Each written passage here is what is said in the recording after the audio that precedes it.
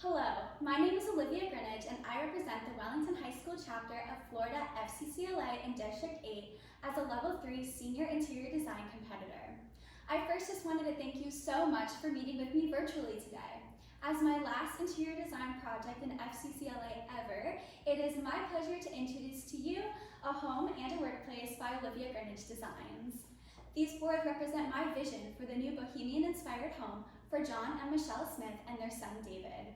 I've included my designs for the living room area and kitchen, as well as some key design elements and inspiration that I used throughout my design, along with the teleworking elevation and scaled home floor plan, which are both drawn to the proper scale as stated in the design scenario. Additionally, I included some sample products, my project objectives for the space, and my designs for David's room, the master bedroom, the office, and the bathroom designs. So let's just get right into it. The home itself is located in a suburban residential neighborhood in Portland, Oregon. With John working as a project manager with a computer company and his wife Michelle working as the marketing manager for the same company, they need somewhere conducive to today's new normal of working from home. As the two prepare to get married in October and combine households with John's 14-year-old son, David, it is of the utmost importance to make sure that Michelle feels welcome and that everyone has a space to work while at home. I kept in mind the couple's preferences with the art of Walter Anderson and David C. Roy being utilized throughout the spaces with design styles, colors, and textures. You have asked me to create a layout and select furniture to provide living, working, cooking, and eating spaces, make sure that everyone has a semi-private space to telework as needed, and redesign the master bathroom to include a larger vanity with 2 sinks. As I dive into the design, I just wanted to let you know that if at any time any of the finishings are too small to see in this video, please refer back and forth to the PDF with detailed photos of each board, which should help a lot since we aren't able to meet in person today. Anyways, since the home is only 1 story, I researched how tiny houses make spaces as functional and as open as possible while still having a coordinated interior aesthetic. I've chosen to maximize daylight throughout the home to create a bright, natural, healthy feel, and as you can see, I've used plants in almost every room. My general color scheme with varying neutral tones as well as some fun coral tones is shown throughout these boards. I hope that this home will be a relaxing, rejuvenating space and will provide the calm, productive oasis that this family deserves amidst the uncertainty of a global pandemic. Beginning with the entryway and living room area, I wanted to create an open, airy space that was minimalist and had little clutter. I added a fun hanging chair that David could use to read, as well as provided enough seating for around 5 to 6 people in that room alone, just in case the family wanted to have visitors, as you can see here. So around the television, I did utilize built-ins in order to save space, and at the bottom they have barn doors which partially enclose any remotes or wires that might be found in that area.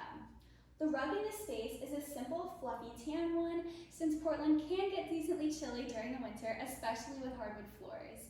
And the hanging plants in here, as well as the other plants, will help with oxygen levels in the room, and they require little water, so the family should have a fairly easy time keeping up with them. The sofa itself is able to lay flat to double as a bed if the need ever will arise, or just to use for movie nights. The dark green cushions will make any spills or stains less noticeable as well. The overall color scheme in this room is just boho, earthy tones with the calm, inviting elements of the hanging plants, and there's even a little blanket basket in the corner there. Just a space to gather and escape from the stresses of work. Moving into the kitchen area, as you can see from my rendering here, you'll see the fun lighting fixtures right above the island area, and I have chosen to get rid of the wall that divided the living room and the kitchen previously in order to just open up the entire space. The open concept allows for Michelle or John to be cooking while also having a clear vantage point to the television and being conducive to entertaining once it is safe to do so. The cabinetry itself in the kitchen is a taupe color, as you can see right here, the cabinetry on the walls, and this is a sample of the cabinetry, with a white Carrara marble and silver drawer pulls. So these are what the drawer pulls are going to look like, and they're just a modern, sophisticated touch. The backsplash is a pattern that is recurring throughout the entire home. You can see it here. And it just provides a pop of color to the space.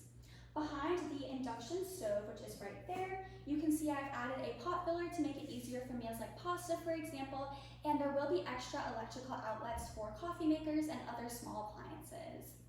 I chose to do a bit of an unconventional island setup to account for the formal dining room space being altered for the teleworking space. So the side of the island over here will have a sophisticated, sleek glass table with built-in benches that have storage underneath, while the other side is going to have 3 bar stools with dark green fabric to match with everything else and tie into the paint color on the entryway wall right here. So the appliances in the kitchen are going to be stainless steel, which will keep up with the modern demands and styles that homeowners are looking for in new residences.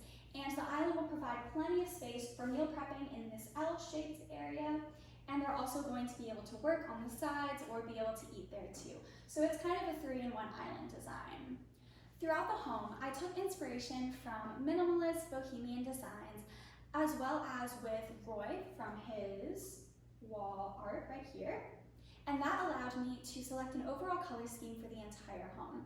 I also took inspiration from circular gold wall art, as you can see here, which added the mirror in the entryway area, as well as wicker baskets and hanging plants, which pull in that bohemian touch, and as well as macrame. So moving on to the teleworking elevation, which is right over here, you can see where the space is going to be located from where the kitchen is located. So if you're looking at the teleworking elevation, that area is right here, and it starts over here in the kitchen area, just kind of draws along over onto that side wall there. So the desk area will just continue in kind of that L-shaped type of look, and that helps to be able to just provide that built-in and sophisticated touch going all the way around.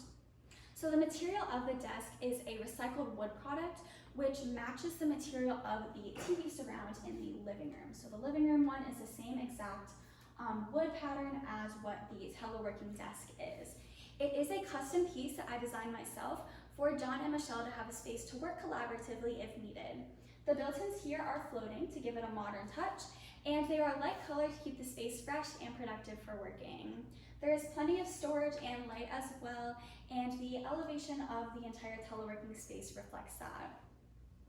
So moving on to some sample products that I utilized, you can see each of the beadboard colors that I used, as well as the hardwood floors, and all of those are custom colors, so those were selected by me, and the hardwood flooring is a hand-scraped engineered hardwood.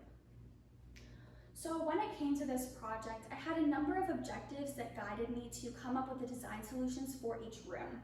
These are all listed here as my project objectives, and they really help to keep me grounded during the design process.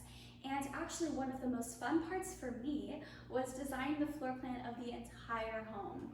Using AutoCAD software, I was able to input all of the measurements from the original blueprints and move the interior walls as needed. Although all of the external factors of the home are the same, the interior is a bit different as I needed to ensure that those NKBA guidelines were being met. So the front door is here, just like in the design scenario, you can see that. And so far I have covered the entryway, which is right there, the living room, kitchen, and teleworking space. The scale of the entire floor plan is at a 1/4 to 1 scale, and for the elevation is at a 1/2 to 1 scale. On the floor plan, you can see how the washer and dryer are stacked right here to be able to save space, as well as they are next to the water heater closet, and then the closets for the master bedroom have both been enlarged because of the slight hallway change and the setup of the main bathroom. So now the hallway isn't straight, it just kind of curves here to be able to give the main bathroom a little bit more space, as well as to make both of the master closets be a little bit bigger and account for the master bathroom being changed. The doors for the closet next to the guest bathroom and all of the other closets are either pocket doors or bifold doors to save space and to help follow those NKBA guidelines. And now for the final board, we have David's room designs. So his room is across from the guest bathroom, as you can see on the floor plan. So that is the guest bathroom, and this is David's room right here. And since he is a teenager, I selected products that can grow with him. In order for him to do his schoolwork from home, I made sure that his desk was plenty big enough and had plenty of storage, and his bedding will be a dark green color with a gray accent wall. I tied in the metal with David's initial to the metal on his desk, and I kept his room minimal just so he could choose to add whatever he would like. He does have a closet attached to his room, which you can see here, and there's also a large window to allow plenty of light. And right next to his room is the guest bedroom. So the guest bedroom currently is being used as a secondary office space just for now to be more private for taking meetings from home. So this room, just like the rest of the home, has plenty of storage, and that's where I utilized the watercolor work, which was suggested in the design scenario. I also made sure that there were plenty of plants and even a chair that could be thrifted in order to save on costs. So personally, what I found from my parents working from home since March of last year, my older brother home from college for over a year as well, and me still not going back to brick and mortar school, is that we all love switching up the places that we work. So having one office space is just not enough.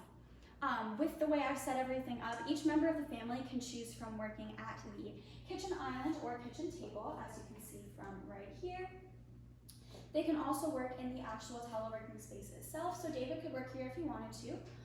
They could work in their own bedroom, or they could work in the office. So later, once John or Michelle go back to working at their marketing company in person, then this room could easily be converted to a den, guest room, gym, or even a mini theater. It's a space for growth, but for now, the office is the most needed for this space. And finally, we have my designs for the master bedroom and bathroom. So I really wanted this space to be a calm, tranquil area that the couple could escape to after working. That's why the color scheme in this room consists of calming blue and mint colors for the beadboard on the walls, as you can see here, as well as just simple finishes for everywhere else. To keep with the fun bohemian theme, I grabbed some fun light fixtures, just like in the kitchen, and added macrame wall hangings. Another one of Walter Anderson's paintings is also on the wall here, as the design scenario suggested, and that's right above the white dresser, in order to just guide the color schemes in the room and go along with Michelle's tastes. The windows will allow for a great amount of light to be let into the room and be a rejuvenating escape for the couple. Last but not least, as you can see from the floor plan, I was able to change the master bathroom to be enlarged, which would add a double vanity with 2 sinks instead of just one. The flooring in this room will be a white marble, as you can see from here. It is very, very durable, and the accent colors for this room are going to be blue and gold, as you can see in the shower surround area. I've completely transformed the interior floor plan by being able to minimize hallways down to just one hallway, as well as implementing several multifunctional pieces that can serve dual purposes throughout the home. With small spaces, it is so important to be smart as well as efficient and cost-effective with products that can be repurposed from locations such as Goodwill or from Habitat for Humanity. Additionally, when it comes to caring for the environment, all of the paint colors will be zero VOC, which means free from any toxins that would get into the air. This will help eliminate breathing issues and especially help with cleanliness throughout the home. Essential focus of my entire design is safety and caring for the environment. It is a priority for me to make sure that each time the family walks through the door, they will be greeted by a safe atmosphere that promotes cleanliness, especially in this day and age of being increasingly cautious about possible diseases or sickness. So getting into the questions, I do just want to preface this by saying that whatever college I choose to study at for the next 4 years, I'm still undecided as of now. I will be studying interior design, and my FCCLA projects have helped me to fuel this passion. This year, I took a different approach to my project by utilizing Chief Architect AutoCAD software. Rather than just selecting products and hand rendering each elevation and scaled floor plan, I instead taught myself how to properly space plan through computer software, which never in my dreams would I have even imagined I could create all of these rooms all by myself after months of work. It's something I'm super proud of myself for overcoming and pushing myself out of my comfort zone as a designer. However, on the other hand, I did experience a few challenges. Learning how to use AutoCAD software is a challenge even with a teacher, so doing it all on my own forced me to rise to the occasion and expand my normal habits when designing. This year, I wasn't able to have as many samples as I would have liked due to COVID, and selecting finishes that all coordinate is always a bit difficult too. But I am my own toughest critic, and by continuously sticking to my original plan, I think everything came together beautifully. Regardless, I'm so proud of the end result and of my personal growth throughout my 4 years in FCCLA. I hope you can see the passion that was put into this project, and I really wish we were able to meet in person this year. But I just wanted to thank you so much for your time again, and I hope you love my designs. Bye!